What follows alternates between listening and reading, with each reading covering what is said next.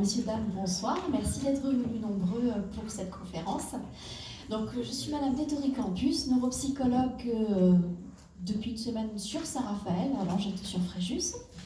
Et ce soir, je vais vous parler des 10, notamment comment accompagner son enfant porteur de troubles des apprentissages. Alors, c'est un sujet qui est très vaste et on n'a qu'une heure. Donc, on va essayer d'aborder un maximum de choses, sans entrer dans trop de détails non plus. Néanmoins, après, vous aurez une petite demi-heure pour poser des questions et on essaiera justement de répondre le plus efficacement possible à vos demandes.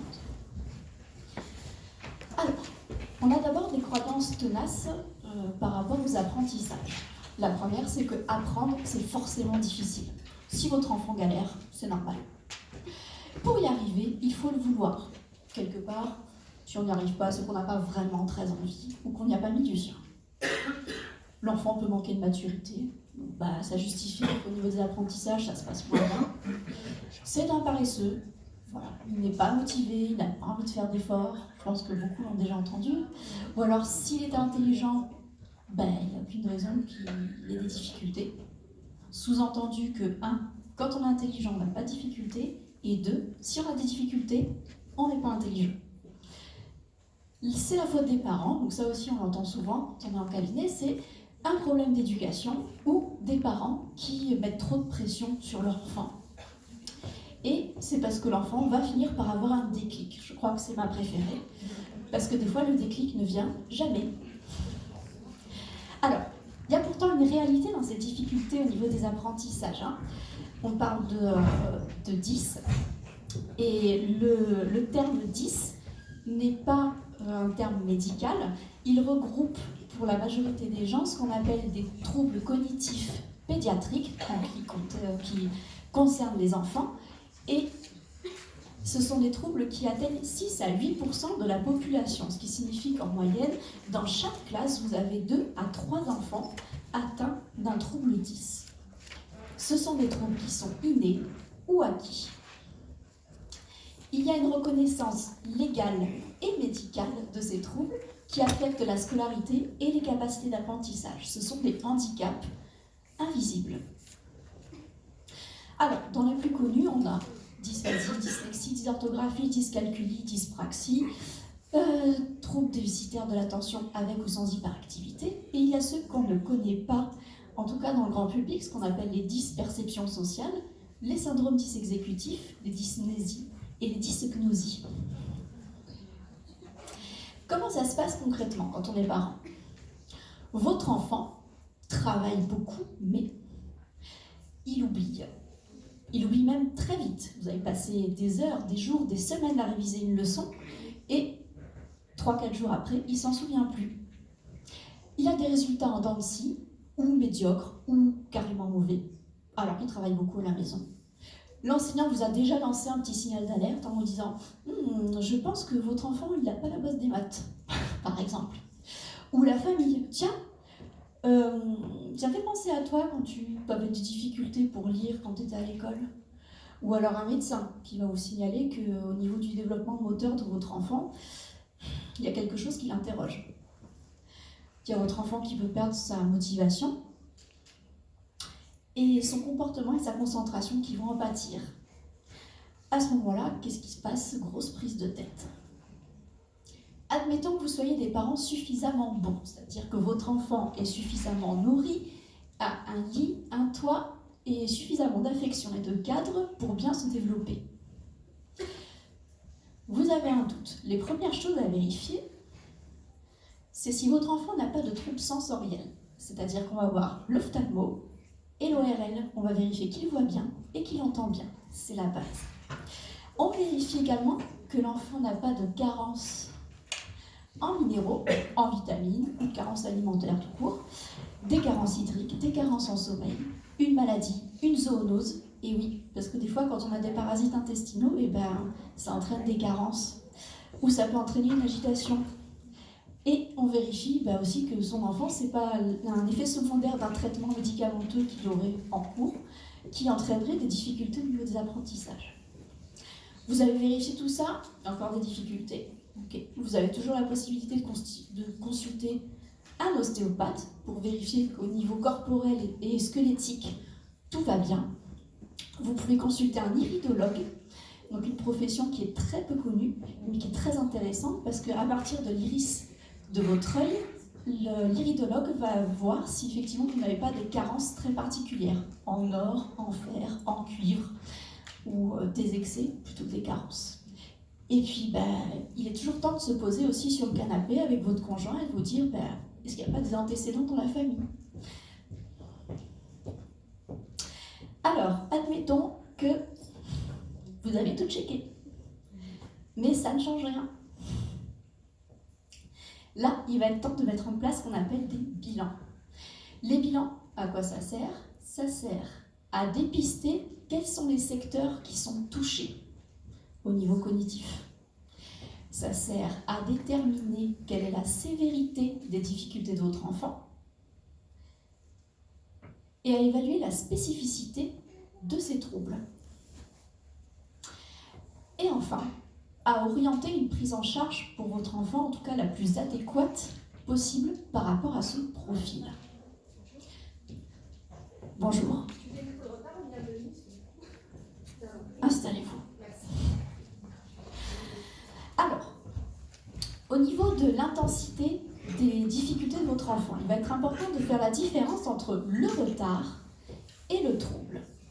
Pourquoi? Parce que le retard, en fait, est rattrapable. C'est une bonne nouvelle. C'est rattrapable, pourquoi? Parce qu'en fait, c'est tout simplement une différence de maturation du cerveau qui est liée aux individus et qui est normale. Ça peut être un effet de l'environnement, comme on l'a vu tout à l'heure, ça peut être une petite carence ou quelque chose qui ne se passe pas bien en ce moment à la maison. Papa et maman se séparent, par exemple. Il y a eu un décès dans la famille, un déménagement, un copain avec qui on s'est embrouillé. Et ça peut entraîner des petits décalages dans les apprentissages. Des petits décalages, des retards rattrapables. Ça peut être un facteur sensoriel, comme on l'a vu, la vue, l'audition, qui pêche un petit peu.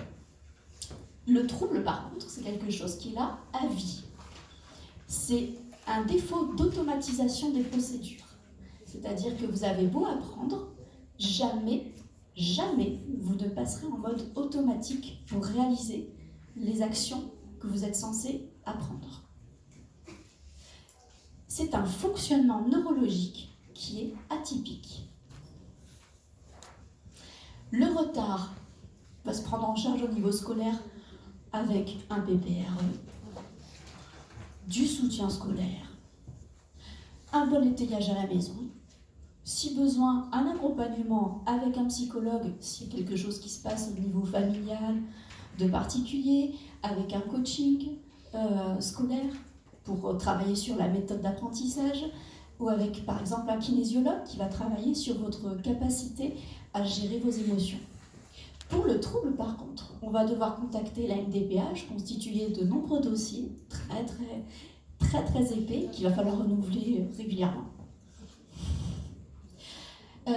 Mettre en place des PAP, voire des PPS en classe, et solliciter des fois la présence d'une AESH, ancienne AVS, à l'école. Des fois mettre en place un tiers-temps supplémentaire, et surtout des suivis à côté. Un trouble peut être aussi spécifique ou non spécifique. Non spécifique, c'est-à-dire que le trouble est la conséquence d'un fonctionnement global différent. Par exemple, dans le retard intellectuel, on va cumuler la dyslexie, dysorthographie, dysphasie, trouble attentionnel, trouble du calcul, trouble du développement des coordinations. En fait, c'est pas que l'enfant est multidys, c'est qu'il y a un retard intellectuel. Il faut savoir aussi que le retard intellectuel n'exclut pas le fait d'avoir un 10. On peut être autiste et du coup, du fait d'avoir un trouble du spectre autistique, développer, parce que ça fait partie du spectre autistique, des 10. Ça peut être lié à des épilepsies, des traumatismes crâniens, des maladies neurodégénératives, etc. La liste est longue. Et le trouble peut également être spécifique, c'est-à-dire qu'à ce moment-là, on parle vraiment d'un 10. Il est là tout seul, il n'y a que cette fonction qui est touchée. Il va avoir des effets sur d'autres fonctions cognitives, Et il va y avoir ce qu'on appelle des comorbidités, c'est-à-dire que généralement, un trouble 10 ne vient jamais tout seul, il a toujours ses amis avec lui. Par contre, il n'y a pas normalement de troubles sensoriels ou de désordre affectif grave qui aurait pu entraîner le 10. À ce moment-là, on rebascule sur un trouble qui n'est pas spécifique. J'espère que je ne vous ai pas perdu. Alors, quoi qu'il en soit, une fois que vous avez fait tous les bilans nécessaires, on verra après qui allait voir quand et comment, il faut toujours faire valider par un médecin spécialisé les bilans. Toujours. Dans le cadre d'un trouble, si vous voulez que ce soit reconnu, il faut une validation médicale.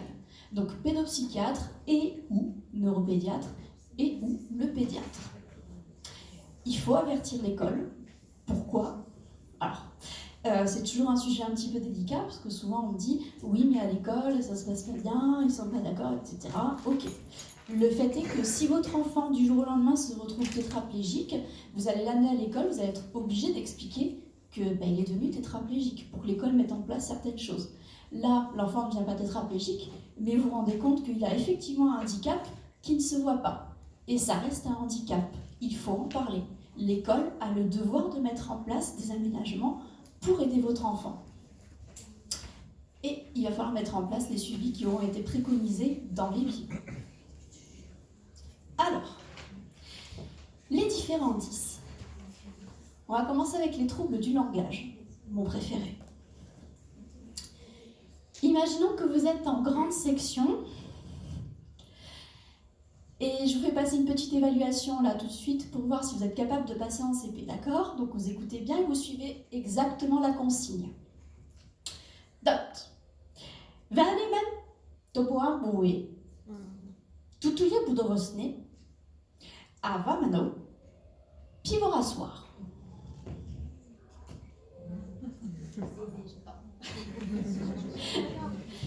Ok, personne n'est capable de passer en CP ici. Hein. Alors, traduction de ce que je viens de dire. Voilà ce qui se passe dans la tête.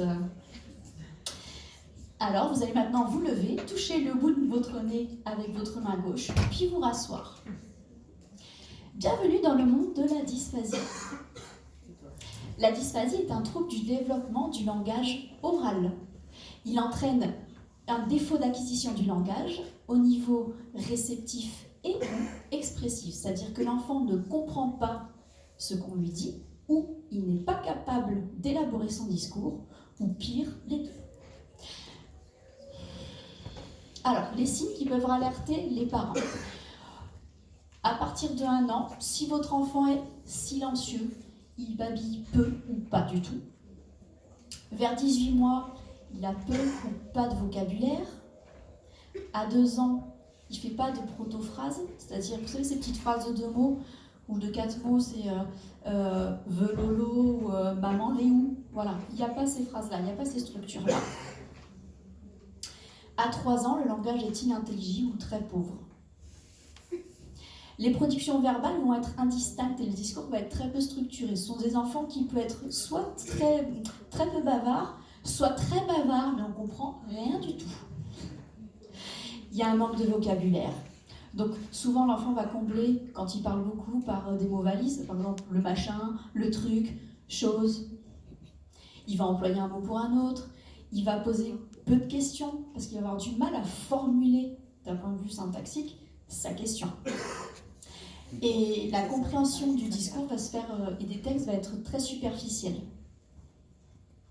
Mais, avant tout, l'enfant cherche quand même à communiquer, à entrer en interaction, d'accord? Alors, au niveau des comorbidités, souvent associées à la dysphasie, on retrouve des troubles visuels. Pourquoi? Je n'en sais rien. Il s'avère qu'on l'a constaté in situ avec des collègues, et dans les études, effectivement, il y a souvent des troubles visuels associés. Il y a très souvent aussi une grosse agitation motrice chez les enfants très dysphasiques. Mais elle est souvent confondue avec un trouble hyperactif, alors qu'en réalité, c'est juste une agitation très anxieuse. Et très souvent, l'enfant dysphasique, pour ne pas dire toujours, va avoir une dyslexie. Mais ça, vous le saurez plus tard. Ce qu'il faut surtout faire attention, c'est de ne pas confondre la dysphasie avec l'autisme, une déficience intellectuelle, un trouble de l'appareil phonatoire, par exemple un frein de la langue qui serait trop court et qui empêcherait de développer le langage, une dysarthrie, un problème au niveau, au niveau de l'oreille, c'est ça, je cherche le mot, des enfants qui peuvent être sourds, à savoir également, mais juste en aparté, qu'il y a une proportion de personnes qui sont atteintes de surdité plus élevée dans les familles où on voit des dysphasiques. Bon. Il faut aussi vérifier que l'enfant ne souffre pas de déprivation affective, de maltraitance, de carence environnementale grave, évidemment, auquel cas le développement du langage oral ne se met pas en place. C'est pour ça que vous faites des bilans, pour vérifier tout ça. Alors, le premier qu'on va voir, c'est, pour le langage, toujours, l'orthophoniste. Le suivi pour un trouble du langage oral se fait dès 3-4 ans. Et à partir de 4 ans, confirmation, à partir de 4 ans, on peut poser le diagnostic de dysphasie. Le bilan, alors ça c'est toujours dans l'idéal, d'accord? On verra après dans la réalité. Au niveau du bilan neuropsychologique, parce qu'il faudrait faire un bilan neuropsychologique normalement, on va faire un test de QI pour vérifier que l'enfant n'a pas de retard intellectuel. On va faire des tests de personnalité pour vérifier qu'il n'y a pas de troubles de la personnalité, d'autisme, etc.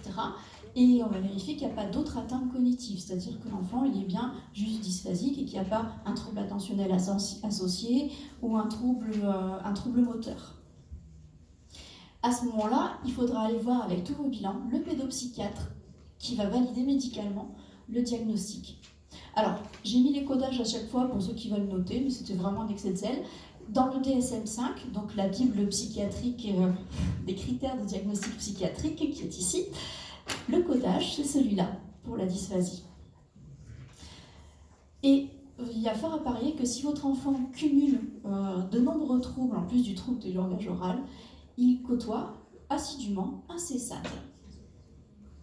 À la maison, ce que vous pouvez faire pour ces enfants-là, privilégier les activités de groupe. Ce sont des enfants qui ont très envie d'interagir avec les autres, normalement, mais qui n'y arrivent pas. Et il faut absolument les mettre en contact avec le groupe en les aidant pour éviter l'isolement.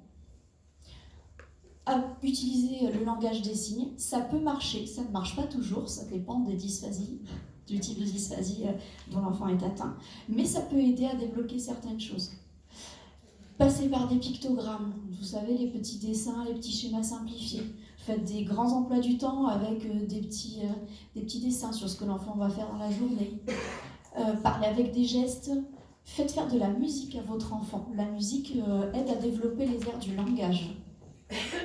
Les activités artistiques aussi sont des enfants qui dessinent beaucoup mieux qu'ils ne parlent. Et tous les exercices destinés à faire progresser l'orientation spatiale, les notions de temps sont importants parce que ce sont des domaines où l'enfant peut avoir des séquelles parce qu'au niveau du langage, il va avoir des déficits et il va falloir justement l'aider à les développer. Et il va falloir aider l'enfant à formuler les bons mots et à les généraliser, à faire du lien, à mettre du sens sur les choses. Les avantages quand on est dysphasique, bah oui, il y en a quand même. Ce sont des gens qui sont des grands observateurs, qui ont des capacités artistiques qui sont très poussées, qui ont très envie d'entrer en interaction normalement, qui ont une bonne mémoire visuelle et des bonnes compétences motrices en maths, en spatial. Voilà. Quelqu'un qui était dysphasique, puisqu'il n'a parlé qu'à partir de 3 ans, c'était Albert Einstein, embrayé ensuite sur une dyslexie, et Yoda, évidemment. Voilà. Oui, il n'existe pas, mais ça reste une référence. Ensuite, voilà, je vous laisse 10 minutes pour résoudre ce problème.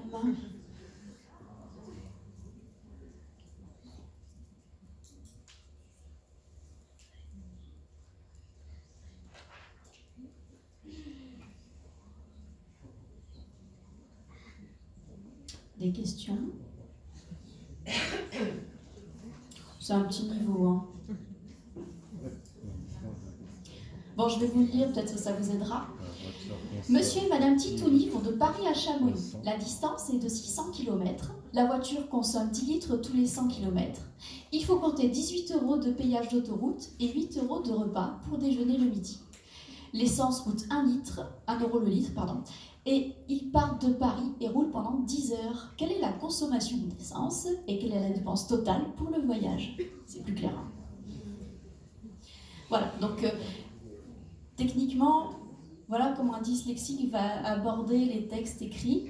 Alors souvent, donc difficulté d'apprentissage et d'automatisation de l'orthographe et de la lecture, Donc si vous me dites mon enfant est dyslexique et dysorthographique, oui, bon, c'est normal. C'est normal, on est dyslexique et dysorthographique. On ne peut pas être dyslexique et pas dysorthographique. Dans la plupart des cas, la dyslexie fait suite à une dysphasie ou à un retard de langage oral. Il y a un impact en mathématiques, pas parce que l'enfant est mauvais en raisonnement mathématique, mais parce qu'il faut lire les consignes, les énoncés, comme vous venez de voir, et bon, c'est compliqué. Et il y a un impact attentionnel, oui, parce que la lecture, c'est tout le temps à l'école. Tout le temps, l'écriture aussi. Et donc, l'enfant, il va mobiliser ses ressources attentionnelles 2 fois plus que les autres, toute la journée, et il va plus vite se fatiguer, plus vite se déconcentrer. Et il y a un impact motivationnel parce que ce sont des enfants qui travaillent, qui apprennent, et au bout d'un moment, les résultats, ils sont jamais à la hauteur de ce qu'ils sont capables de comprendre, ni du travail qu'ils ont fourni. Alors, bon là, pour faire un petit peu style, j'ai mis les 3 types de dyslexie. Il y en a un petit peu plus en vrai, mais il y a une dyslexie qu'on appelle phonologique, qui va plutôt toucher tout ce qui est différent, la capacité à différencier les syllabes, les sons dans les mots, tout ce qui va être difficulté à épeler, s'exprimer oralement. Il y a la dyslexie qui est plutôt eidétique, donc des visuels, avec la difficulté à reconnaître les mots visuellement, des inversions dans les lettres, difficulté à épeler les mots irréguliers, et la dyslexie mixte qui implique les deux. Les signes qui vont devoir alerter les parents. Votre enfant a fait beaucoup d'otites séreuses quand il était petit, ou alors il a eu des problèmes visuels, ou il a eu un retard de parole. Il faudra être très vigilant après sur comment ça va se passer. Il y a quand même des risques, c'est pas obligatoire, mais il y a des risques qu'il y ait des problèmes au niveau de la lecture. Il n'y a pas d'automatisation de lecture à la fin du CE1. Alors, je rappelle que la lecture n'est pas quelque chose de naturel. Le langage oral, oui, du moment qu'on est exposé, mais pas la lecture. Donc il faut attendre que l'enfant soit exposé à la lecture et suffisamment longtemps pour pouvoir dire que non, il n'y a pas d'automatisation. Donc on ne peut pas être dyslexique, en tout cas diagnostiquer dyslexique, à 5 ans. Il faut absolument avoir atteint la fin du CE1 et être au début du CE2. Donc ça sert à rien d'aller courir chez l'orthophoniste si votre enfant a du mal à lire et qu'il est en CE1. Attendez le début du CE2.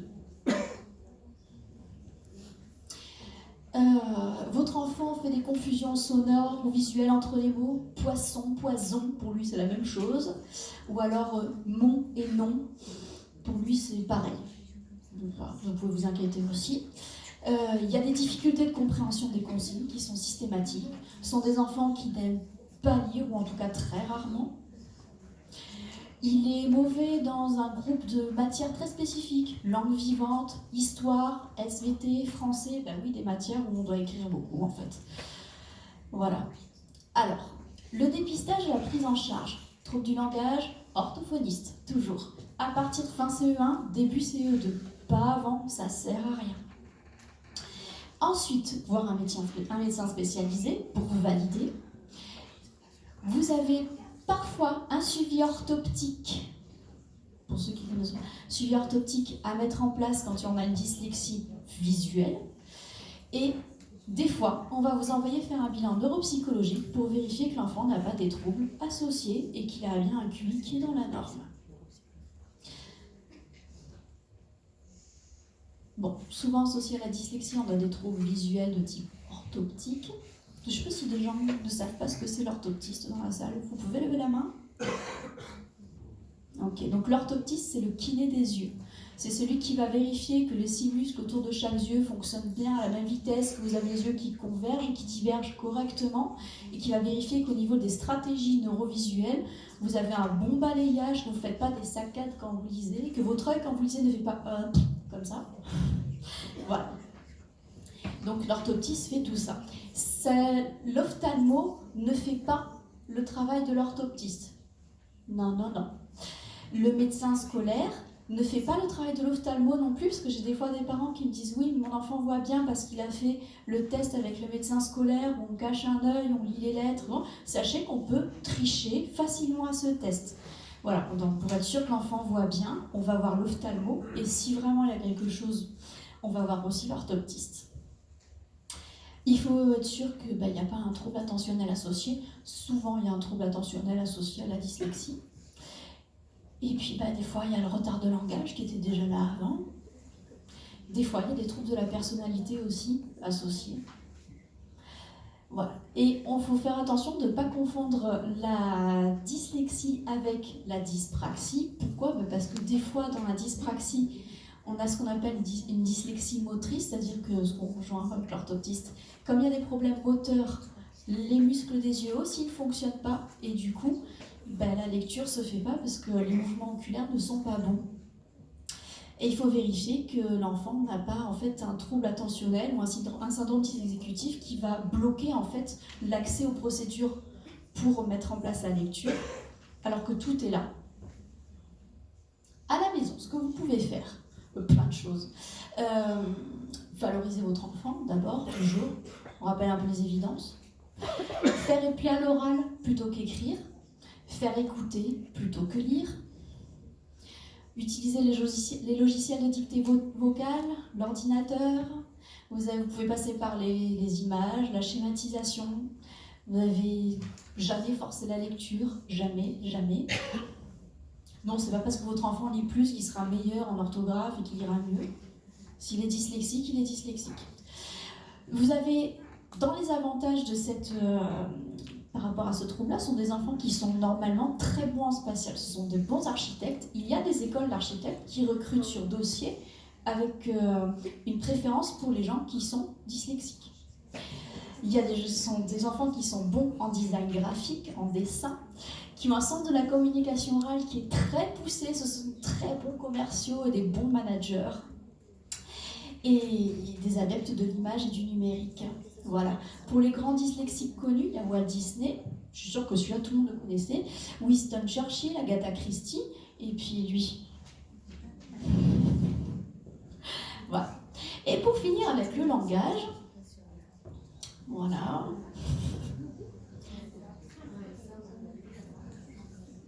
Bon, celui-là, c'est le mien. La dysorthographie. Défaut d'assimilation important et durable des règles orthographiques, altération de l'écriture spontanée ou de l'écriture sous-dictée. Donc, les signes de la dysorthographie, évidemment, un nombre de fautes d'orthographe, d'accords, de conjugaison, de grammaire, des fois tout ensemble, des fois l'un ou l'autre qui est anormal pour l'âge. L'enfant ne parvient pas à construire le répertoire lexical et orthographique nécessaire. Et ça persiste, mais il faut que ce soit vraiment au-delà du CE2, voire même la fin du CM1. Pourquoi ? Parce qu'il faut que l'enfant, comme pour la lecture, il ait eu accès à toutes les règles d'orthographe, d'accords, de grammaire, de conjugaison, de façon régulière, pour qu'on puisse le comparer avec des enfants qui auraient acquis des automatismes, mais pas lui. Alors, je vous passe les différents types de dysorthographie. Il y a girafe qui s'écrit avec un J au lieu d'un G, les inversions, les erreurs de copie avec un seul L au lieu de deux, les erreurs sémantiques, mère, un habit, parce qu'on a oublié de segmenter la phrase, les erreurs d'accord, des chats sans S, il a mangé, ER, et puis tout ça c'est pareil. Voilà. Et tout ce qui est représentation mentale des mots. Frère, faire, frère, voilà. En fait, dans certains types de dysorthographie, c'est exactement le même mot. Alors, dépistage et prise en charge, toujours, l'orthophoniste. Le neuropsychologue. Alors, pourquoi particulièrement ? Parce que la dysorthographie ne vient jamais toute seule, ou en tout cas extrêmement rarement. Elle est souvent associée à d'autres choses. Et le médecin pour valider. Parfois, c'est bien d'aller voir un graphomotricien, parce que parfois la qualité de l'écriture elle est vraiment altérée par le fait qu'il y ait une dysorthographie sévère. Et ça peut être pas mal de faire de l'hypnothérapie pour travailler justement sur la représentation, le fait d'ancrer les représentations mentales des mots en mémoire. Au niveau des troubles associés et attention, il ne faut pas confondre avec, on a évidemment les troubles du langage, souvent associés à la dysorthographie, la prématurité, et il ne faut pas confondre évidemment avec dyslexie, dyspraxie, troubles vivants, enfin bref, les autres 10. Deux autres troubles de la personnalité, les facteurs socioculturels. Si vous n'avez pas été exposé au langage à la maison, au langage du pays dans lequel vous êtes à la maison, il y a plus de chances pour que vous ayez des difficultés à l'école dans ce domaine. Les facteurs neurocognitifs, épilepsie, AVC, trauma crânien. Voilà. À la maison, ce que vous pouvez faire, utiliser l'ordinateur, il y a un correcteur automatique, on va alléger un petit peu les souffrances de l'enfant à un moment donné, en utilisant les outils qu'il y a à la maison. Il faut apprendre à relire une fois, pas plusieurs fois, ça ne sert plus à rien, une fois avec un cache, pour essayer de corriger quelques fautes. Si possible, trouver une bonne âme qui va corriger le reste des fautes. Utiliser des systèmes mémotechniques faciles, par exemple, il y a toujours un S, donc ça marche bien. Le lexique orthographique en images, avec donc les mots orthographiques qui sont dessinés pour se rappeler qu'il y a 2 T, un seul N, un Y, un C, un H, un T. Ou alors, pendant les devoirs, faire épeler à l'oral, limiter l'écrit, toujours mettre du sens sur les règles de grammaire. Voilà. Si vous écrivez le mot comme ça, plutôt que comme ça, les gens ne vont pas comprendre. Mais ça, il faut l'expliquer aux dysorthographiques. Parce que pour lui, c'est la même chose. J'ai mangé E, ou j'ai mangé ER, ou j'ai mangé AIT, sans le E, c'est pareil. Mais il faut expliquer que non, pour les gens, ça ne veut pas dire la même chose. Il faut vraiment mettre du sens. Et vous avez un petit logiciel aussi, il n'est pas bien placé là. Un petit logiciel qui s'appelle Slim Cricket, qui propose plein de petits exercices pour les dyslexiques, pour les dysorthographiques, les dysphasiques, les dyscalculiques. Des petits exercices qui abordent les apprentissages différemment. Par exemple, les tables de multiplication sont présentées sous forme de petites histoires avec, par exemple, Monsieur et Madame Scorpion pour, je crois que c'est 7 x 7, Monsieur et Madame Scorpion qui vont se rencontrer, tomber amoureux, et puis du coup, voilà, ça va créer un bébé scorpion, et du coup, on trouve le bon résultat. C'est tout en images, il n'y a pas de chiffres, de mots, de langage, mais du coup, ça marche très bien avec les gens qui ont des troubles du langage. Alors, oui, on a parlé tout à l'heure de la dyspraxie. Sachez que ça n'existe pas. En tout cas, ça n'existe plus. Alors, pour les petits malins qui vont dire « Oui, on dit trouble d'acquisition des coordinations », je dis non, ça n'existe plus non plus. Maintenant, on parle de troubles perceptivo-moteurs dans lesquels vont être inclus... Ah oui, on va commencer par celui-là avec une petite mise en situation. Alors, quelle est la main que vous utilisez pour écrire? Levez-la bien haut, s'il vous plaît. Ok, mais c'est là, levez l'autre main. C'est bien. Vous allez faire comme si vous teniez un stylo dans cette autre main et vous allez recopier ce texte en 2 minutes. Déjà, si vous arrivez à lire, c'est bien. Bon. Voilà, vous imaginez ce que ça peut être l'enfer quand on dit dysgraphique.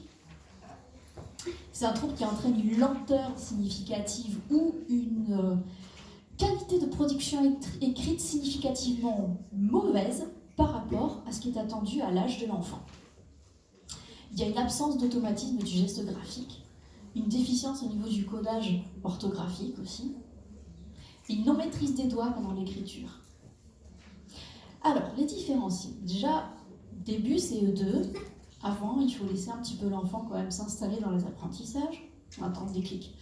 Une écriture excessivement lente, une écriture illisible, une incapacité à maîtriser les outils, comme crayon, stylo, enfin bref, colorier, tracer à la règle, le compas, difficulté à recopier, anxiété, refus face à tout ce qui peut être production d'écrit, Il y a des enfants qui viennent, par exemple, des fois en séance, et qui, les parents disent, bah là, c'est la maîtresse de Pulvar, il refuse d'écrire en classe.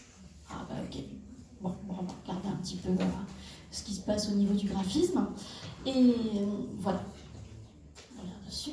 Alors, sachez qu'un enfant dysgraphique peut écrire bien, mais ce sera très lent. D'ailleurs, souvent, ça entraîne des commentaires du style « bah tu vois quand tu peux, quand tu t'appliques ». Ou l'enfant peut écrire vite, mais c'est pas lisible. Voilà. Par contre, les deux en même temps, c'est rarement possible. Vite et bien, non. Il peut écrire aussi lentement et très mal. Alors, on cumule les deux. Et bon, bah là, on ne peut plus fermer les yeux, on est obligé de faire quelque chose. Donc bah là, où est-ce qu'on va? Bilan orthophonique et orthoptique. Encore. Alors, orthoptique pour vérifier que l'enfant va bien, converge bien, saccade bien. L'orthophoniste pour voir s'il n'y a pas d'autres troubles du langage associés. L'ergothérapeute. Alors, l'ergothérapeute, dans le cas où il y a d'autres troubles moteurs, c'est-à-dire si votre enfant écrit mal et qu'il est maladroit ou qu'il est mauvais en orientation spatiale, c'est l'ergothérapeute que vous allez voir pour évaluer la dysgraphie. Si votre enfant a un trouble du langage, c'est l'orthophoniste que vous allez voir pour évaluer la dysgraphie. Et si votre enfant a des troubles anxieux, une hyperactivité, un trouble envahissant du développement, en tout cas quelque chose plus au niveau de la personnalité, c'est plutôt le psychomotricien que vous allez aller voir. Alors pourquoi j'ai réparti comme ça? Ça décharge un petit peu les cabinets, ça évite de faire 50 praticiens en même temps pour des choses qui pourraient être regroupées. Et si votre enfant est juste dysgraphique, eh ben vous avez l'opportunité exceptionnelle d'aller consulter quelqu'un de fantastique qui s'appelle le graphomotricien, qui est spécialisé pour ça aussi. Et qui va travailler avec l'enfant sur la motricité, la tenue du stylo, sur l'image qu'il a de sa propre écriture, qui va apprendre à se détendre pendant qu'il écrit, et entre autres. Donc, au niveau des comorbidités, dysgraphie tout seul, c'est très très rare. C'est souvent accompagné de n'importe quel autre trouble 10. Et surtout, il faut faire attention aux enfants qui ont des troubles envahissants du développement, qui vont très souvent refuser l'écriture, pas parce qu'ils sont dysgraphiques, mais parce que le fait de laisser une trace écrite suscite des angoisses un peu paranoïaques.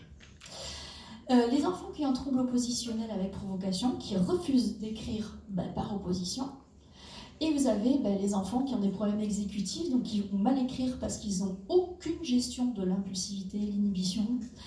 Et les enfants qui vont avoir des dyslexies, qui écrivent mal parce qu'il y a un problème au niveau du langage, et c'est ce qui fait qu'ils écrivent mal. Ce n'est pas le geste qui pose souci, c'est le langage en amont qui pose problème. Alors, à la maison, encore une fois, on utilise l'ordinateur, hein, c'est bien, c'est un outil qui est super. Les logiciels de dictée vocale, favoriser l'oral, toujours. Oraliser les devoirs au maximum, surtout ça sert à rien de faire recopier votre enfant des pages et des pages d'écriture, à part le dégoûter de vous, de l'école, de l'écrit, du stylo, du cahier, ça n'apportera rien. Utilisez plutôt des stylos, du matériel de classe ergonomique. Donc vous avez des stylos qui sont triangulaires avec des encoches pour les doigts qui peuvent être bien. Vous avez des embouts que vous pouvez rajouter, des stylos spéciaux avec des choses pour une meilleure tenue du matériel. Et vous pouvez aussi le faire jouer à des jeux comme par exemple les perlama, les pixels, le tricotin. Je ne sais pas s'il y en a qui connaissent encore, mais le macramé. Il y a un jeu qui s'appelle l'UniQuest où il faut tracer des trajets au crayon, il faut être précis, mais sous forme de jeu. Et les jeux d'énigmes pour travailler sur la motricité aussi. Dans les avantages, bon, il n'y a pas beaucoup d'avantages parce qu'en général, c'est souvent couplé avec autre chose, donc ça se couple avec d'autres avantages, d'autres 10. Mais ce sont des gens qui sont bons à l'oral et qui apprennent plus vite à compenser avec l'ordinateur. Alors, on m'a posé la question de la frappe au clavier, est-ce utile?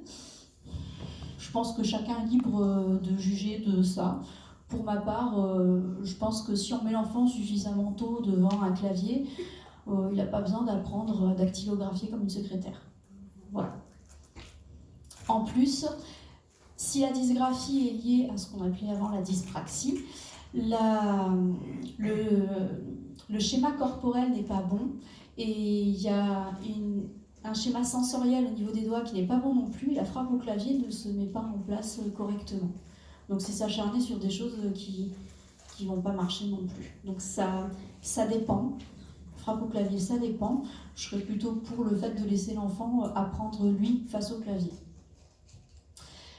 Alors, là où ça se complique. Donc imaginez que vous avez les jambes dans un très large sac à patates, noué autour de la taille bien sûr, des moufles au bout des mains, et que vous avez les bras attachés par les coudes avec un élastique relié à votre sous-vêtement. Voilà à peu près.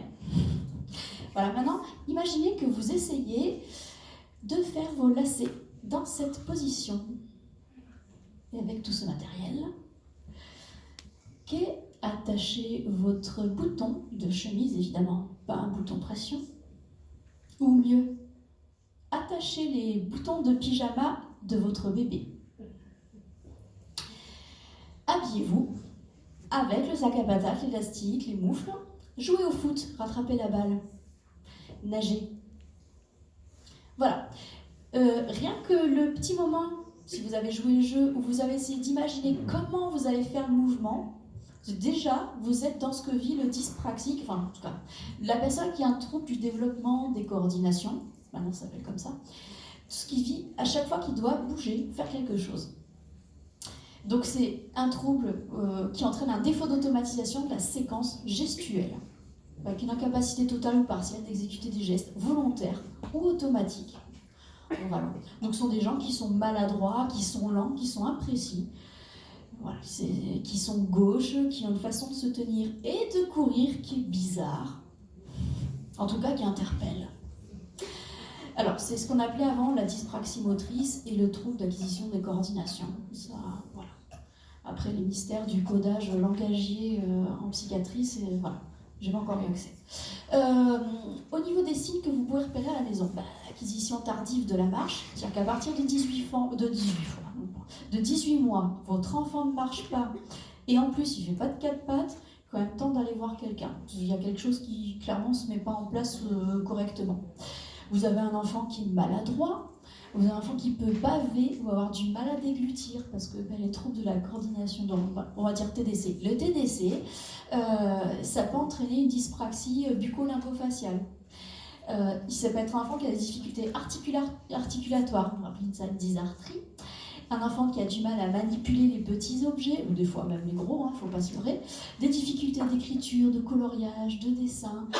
Des grosses difficultés dans tout ce qui va être hygiène, autonomie au quotidien, l'habillage, les gestes pour se laver, s'essuyer. Donc ce sont des enfants qui vont, avec la brosse à dents, se blesser parce qu'en faisant le mouvement pour se laver les dents, ils vont rater la bouche, la gencive, la joue, ou que sais-je encore. Qui vont en se brossant se cogner avec la brosse, qui vont au moment où ils vont devoir boire, tout simplement, ils vont rater mauvaise gestion du geste, d'aller jusqu'à la bouche, derrière, ça arrive. Voilà. Quand ils mangent, ce sont des gens qui vont en mettre un petit peu partout. Qui vont avoir du mal à taper dans un ballon, renvoyer une balle, malgré des années d'entraînement. On peut avoir fait 7 ans de badminton et ne toujours pas réussir à taper dans une balle. Des enfants qui peuvent avoir un équilibre difficile en statique et ou en mouvement. Oui. Pour ça, en général, ça interpelle les parents, c'est ils tombent même quand ils ne bougent pas. Et ce sont des enfants qui ont des difficultés de planification et d'organisation aussi. Alors, dépistage et prise en charge. On attaque un petit peu autre chose. Ergothérapeute ou psychomotricien. Alors, bilan neuropsy. Là, c'est important de le faire d'office, même si on ne vous le dit pas. Il va falloir vérifier qu'il n'y a pas autre chose derrière. Dans les troubles moteurs, il faut toujours vérifier qu'il n'y a pas des grosses pathologies cachées derrière. Et validation par un neuropédiatre en priorité. Alors, pour la prise en charge après, vous avez psychomotricien ou ergothérapeute. Ça va dépendre de qui vous avez dans le secteur, Ça va dépendre aussi de qui a de la place le plus vite possible, il ne faut pas se leurrer non plus. Et puis ça va dépendre de certaines associations de difficultés qu'il va y avoir dans le trouble de votre enfant. Alors, ce qui peut être bien aussi, c'est de consulter un posturologue. Pourquoi ? Parce qu'il va travailler sur tout ce qui est acquisition de réflexes archaïques, qui a pu, à un moment donné, poser souci, et qui va aider votre enfant à retravailler sur ces réflexes-là. Et ça va permettre de faire un travail en amont qui va débloquer beaucoup de choses aussi pour le psychomotricien et l'ergothérapeute. S'il y a une dysarthrie, une atteinte bucco-longo-faciale, il faut aller voir l'orthophoniste. Mais il me semble que l'orthophoniste, il faut qu'il soit spécialisé dans ce domaine-là. C'est plus compliqué. S'il y a des troubles oculomoteurs, l'orthoptiste. Alors, souvent associé aux troubles du développement des coordinations, ex-dyspraxie motrice, vous avez les troubles visio-spatiaux, les dyslexies d'orthographie, les dysgraphies, les troubles déficitaires de l'attention, les problèmes de personnalité aussi. Quand on cumule troubles de l'attention et troubles du développement des coordinations, il faut absolument vérifier que l'enfant n'est pas en train de développer un trouble envahissant du développement ou un trouble spécifique de l'autisme, du spectre autistique, pardon. Voilà, entre autres choses. Il y a une très forte prévalence du TDC dans la prématurité. Les enfants nés prématurés ont un déficit du développement d'une des aires de leur cerveau qui entraîne quasi systématiquement un trouble du développement des coordinations. Il faut quand même vérifier derrière qu'il n'y a pas un retard intellectuel, qu'il n'y a pas une infirmité motrice cérébrale, une dystrophie musculaire, une maladie neurodégénérative,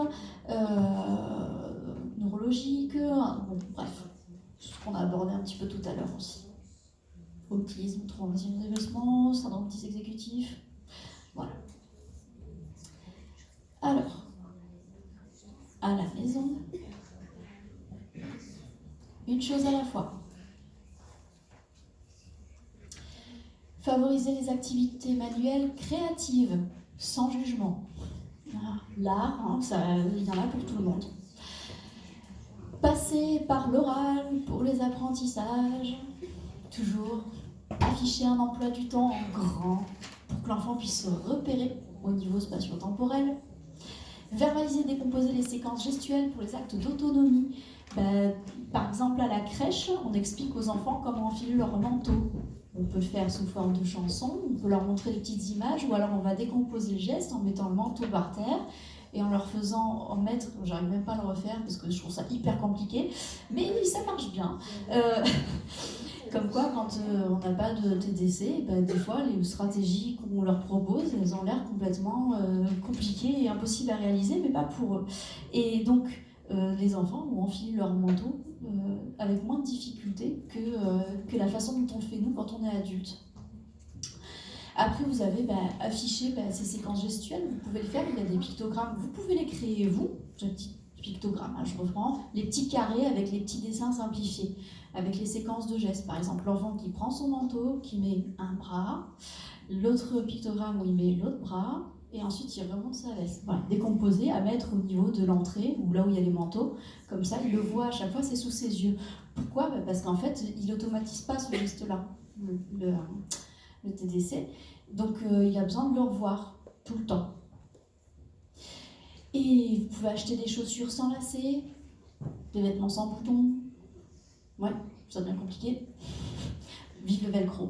Autoriser tout ce qui est finger food, manger avec les doigts de temps en temps. Là, chez vous, à la maison, vous pouvez autoriser votre enfant à manger avec les doigts. C'est pas grave s'il s'en met partout, mais au moins, ça crée quelque chose de plus convivial au niveau du repas. S'il en met partout, tout le monde aussi. Prévoir plus de temps pour tout ce qui est tâches motrices. Oui, si le matin vous avez prévu une demi-heure pour préparer tout le monde, sachez que ça va pas être possible. C'est le domaine du fantasme. Il va falloir prévoir plus de temps. Éviter les couverts souples, par exemple les gobelets en plastique, les assiettes en carton, où là l'enfant il n'a pas de bonne préhension, donc si en plus vous créez une difficulté supplémentaire.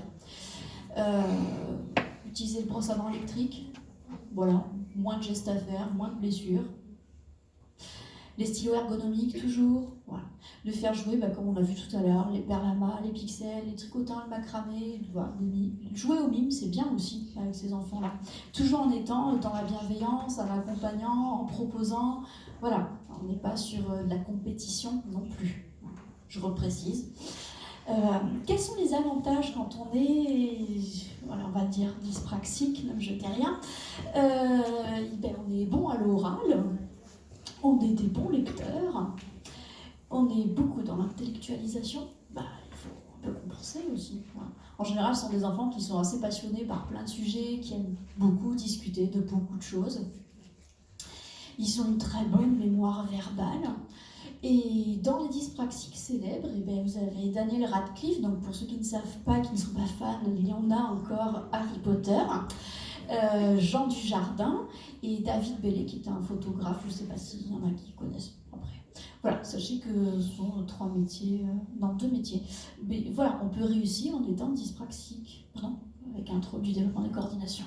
J'espère qu'il n'y a pas de psychomotricien dans la salle, je vais me faire lyncher à la sortie. Alors, on passe au suivant. Vous avez aussi... Est-ce que certains ont déjà vu cette figure? Voilà, par exemple, le petit S de 10 ans, quand il a recopié la figure, et la petite E de 8 ans et demi. Mais que s'est-il passé? Il y a un trouble visio-spatial et visio-constructif.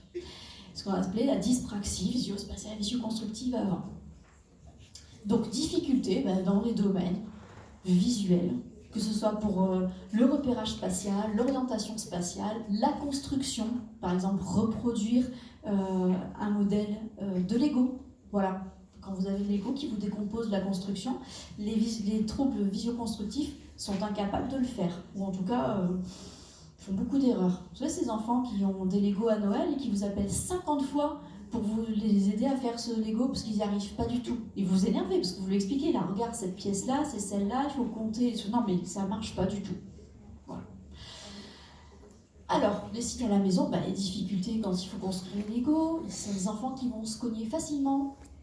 Par exemple, ils vont rater l'encadrure de la porte quand ils sortent, qui se déplacent maladroitement dans l'espace, des enfants qui ne savent pas colorier sans déborder, des enfants qui confondent la droite, la gauche, le haut, le bas, le devant, le derrière. Des problèmes d'orientation, évidemment, du coup, dans l'espace. Des enfants qui peuvent se perdre très facilement. Des adultes aussi, après, ça reste, les troubles non cognitifs. Des difficultés en sport, pour tout ce qui est jeu de balle en particulier. Des difficultés en lecture, oui, parce que quand on a un trouble visio-spatial, on oublie des mots, on fait des confusions de lettres, on saute des lignes, et du coup on a du mal à comprendre les consignes aussi. En maths, quand on pose les opérations, on les pose pas bien, donc on additionne les centaines avec les dizaines, les unités avec les chiffres derrière la virgule, et on a des résultats qui sont faux. C'est pas parce qu'on est mauvais en maths, c'est parce qu'on n'a pas bien posé visuellement et spatialement l'opération. Et en orthographe, parce que quand on voit pas bien, en tout cas quand on déchiffre pas bien visuellement, on va avoir du mal à se constituer un lexique orthographique correct. Et puis en écriture, parce que sur les lignes du cahier, en fait, il y a tellement de lignes et tellement de couleurs qu'il y a tout qui se mélange et ça embrouille les yeux. Et du coup, on n'écrit pas bien parce qu'on voit pas bien la ligne, en fait. Des difficultés en physique. Alors là, quand on a un trouble visio-spatial, visio-constructif, l'orientation des forces en physique, en seconde et en première, c'est une horreur, je vous promets. Et tout ce qui va être géométrie aussi. Tracer des figures correctement, proprement. Voilà. Au niveau du dépistage et de la prise en charge, bilan neuropsychologique, voilà. Bilan orthoptique, souvent, non mais quasiment à chaque fois, il y a un problème orthoptique. Bilan psychomoteur, pour vérifier qu'il n'y a pas aussi d'autres choses. Donc après, dans les suivis, forcément, orthoptiste, psychomotricien, surtout s'il y a des problèmes au niveau de l'écrit et au niveau de la gestion corporelle. L'orthophoniste, si en plus on cumule avec les problèmes d'orthographe et de lecture qui sont trop conséquents, et puis on va vérifier quand même s'il n'y a pas du coup conjointement une dyslexie, une dysorthographie. Et puis le neuropsy, Alors, vous n'êtes pas obligé de faire tout à chaque fois, hein, d'accord? C'est psychomotricien si on est plutôt sur un trouble visuo-spatial et des difficultés d'écriture, des difficultés corporelles. Plutôt l'orthophonie si c'est le trouble visuo-spatial avec une grosse répercussion au niveau du langage. Neuropsy s'il y a un trouble visuo-spatial et que c'est vraiment le raisonnement spatial qui pose souci, et si en plus il y a un déficit attentionnel. Voilà. Alors, les comorbidités, tout autre 10 peut être associé au trouble visuo-spatial. On retrouve de toute façon très souvent la dysgraphie, la dysorthographie, les troubles visuels orthoptiques. Et puis, il faudra bien faire la différence entre un trouble visuo-spatial et un enfant qui a un trouble attentionnel et qui du coup a une attention visuelle qui est très déficiente. Ou un enfant qui a un problème exécutif, ou un enfant dyspraxique, qui à ce moment-là n'ont pas des problèmes au niveau spatial, mais plutôt au niveau moteur, ou alors au niveau de la gestion de l'inhibition. Et puis après, comme d'habitude, toujours les enfants qui ont des troubles au niveau de la construction de la personnalité, des atteintes neurologiques particulières, des carences aussi. Il faut savoir que certaines carences ou certaines surexpositions aux écrans vont entraîner des difficultés au niveau visuo-spatial. J'ai dit aux écrans. Bon, il n'y a pas beaucoup d'enfants dans la salle, donc je peux le dire. Il y a des études qui ont montré que les jeux vidéo avaient un effet bénéfique sur les troubles de l'orientation spatiale. Voilà, donc comme ça, vous le savez. Alors, toujours, il y en a quand même un ou deux, mais bon, ça va. Il faut toujours modérer l'exposition aux écrans, c'est la lumière des écrans qui est bleue et qui en plus est pulsée et pas en continu, qui favorise des difficultés au niveau neurovisuel. Mais les orthoptistes vous l'expliquerez beaucoup mieux que moi. Alors, à la maison, comme toujours, hein, l'oral d'abord. Afficher un emploi, enfin, comme toujours, non, pas pour la dysphasie. Hein. Afficher un emploi du temps en grand, sur lequel l'enfant puisse se repérer, en gros, surtout. Pas trop d'écran, voilà. Alors, les jeux vidéo, c'est pas n'importe quoi. Hein. C'est plutôt les jeux comme Counter-Strike, Fortnite, ça tombe bien, Tetris, voilà. Des jeux où il faut s'orienter sur des cartes, ou alors il faut orienter des formes géométriques pour les encastrer les unes dans les autres le plus adéquatement possible. Et jouer à tous les jeux de repérage visuel, le Lynx, Double, Jungle Speed, il faut se lâcher en famille. Hein. Les jeux de société, ça marche très très bien pour les troubles 10. Hein. Le Sudoku, Architecto, Mastermind, la Boca, toujours on les perd la main. Pourquoi? Parce qu'il faut repérer sur le modèle ou sur quelle ligne il est, à combien de petits pics. Les jeux des 8 erreurs, etc. La Boca, c'est quoi? La Boca, alors c'est un jeu de... comment ça s'appelle? On est à 2. De collaboration, de coopération, voilà, un jeu de coopération où vous avez une carte avec un côté pour vous, un côté pour la personne en face, une construction. La personne de son côté a un modèle avec certains rectangles et certaines couleurs à mettre en place. Vous avez les vôtres de votre côté, mais il faut que ça se corresponde. Et vous avez un temps limité pour les construire. C'est un super jeu. Mais bon, c'est dommage, je ne l'ai pas amené ce soir. Bon, sachez que c'est un super jeu où il faut construire en fait à 2. Alors c'est bien parce qu'il faut s'aider. Et l'intérêt, c'est que là, on ne laisse pas l'enfant tout seul face à sa construction. Vous avez un jeu aussi qui est bien, qui s'appelle Rush Hour, avec une voiture qui est dans un parking, il y a un embouteillage, il faut déplacer les voitures pour pouvoir libérer la place et que la voiture principale, la rouge, puisse sortir du parking. Donc là aussi, ça fait travailler la visioconstruction, le visio-spatial, mais aussi la planification. Voilà. Alors, on va changer de registre. Voilà, un indice énorme. Alors, on y va. Bonne chance. Je peux vous le lire. Mathilde a besoin de Y carottes, W poireaux, Z navets et de B kilos de bœuf. Elles seront au supermarché. Une carotte coûte YOLO centimes, un poireau vaut WTF centimes, un navet vaut OMG euros et 1 kilo de bœuf vaut LOL centimes. Combien cela lui coûtera-t-il?